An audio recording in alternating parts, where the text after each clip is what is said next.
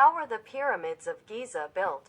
This is the most curious question about these special structures. Considering that the stone blocks that make up the pyramids weigh tons of kilos, the stones in the Cheops King's chamber vary between 25 and 85 tons, and that the Cheops pyramid was built at a height of 146,478 meters. It raises questions in minds about how the stones were transported and placed by human power alone. The fact that these structures, which are not easy to build even under today's conditions, were built approximately 4,500 years ago and there is no clear information about how they were built makes these pyramids mysterious.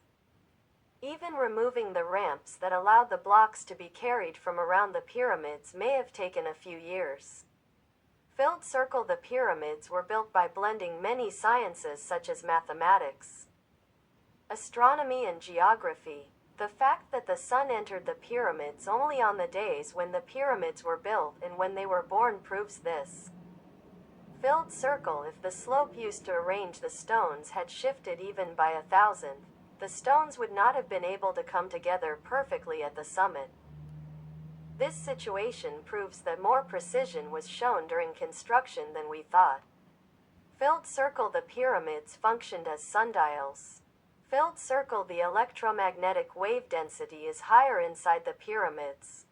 According to research, solar energy can be used more inside the pyramids, and even your phones can receive it better.